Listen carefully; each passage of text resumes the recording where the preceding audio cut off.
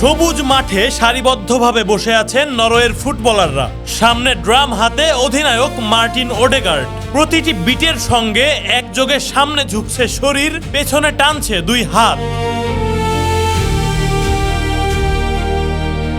মুহূর্তের জন্য ফুটবল মাঠটাই যেন হয়ে উঠেছে একটা বিশাল ভাইকিং লংশিপ। এই উদযাপনের নাম ভাইকিং রো।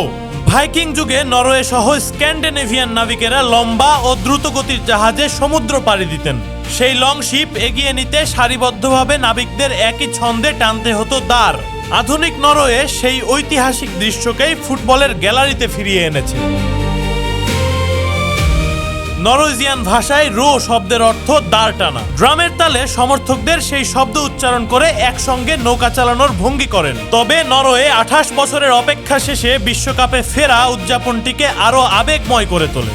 গ্যালারি থেকে শুরু হয়ে ভাইকিং রো পৌঁছে যায় রাস্তা, ট্রেন, এসকালেটর এবং নিউ ইয়র্কের টাইমস স্কোয়ারেও।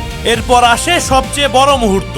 সেনেগালকে 3-2 গোলে হারিয়ে 1998 সালের পর প্রথমবার বিশ্বকাপের নকআউট পর্ব নিশ্চিত করে নরওয়ে। ম্যাচ শেষে ড্রাম হাতে ছন্দ ধরেন ওডেগার্ড। মাঠের মধ্যে বসে পড়েন এর্লিং হ্যালান্ড, সতীর্থ ও সকল কোচিং স্টাফ। গ্যালারির হাজারো সমর্থকদের সঙ্গে একই ছন্দে শুরু হয় ভাইকিংদের দাঁড় টানা।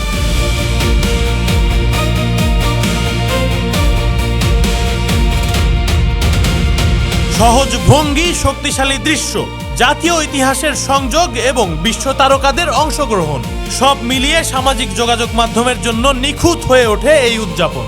একটি নতুন সমর্থক রীতি এখন নরওয়ের বিশ্বকাপ পরিচয়। ফুটবল মাঠে গোলের সঙ্গে নরওয়ে ছড়িয়ে দিচ্ছে নিজেদের ইতিহাস, ঐক্য এবং ভাইকিং শক্তির বার্তা।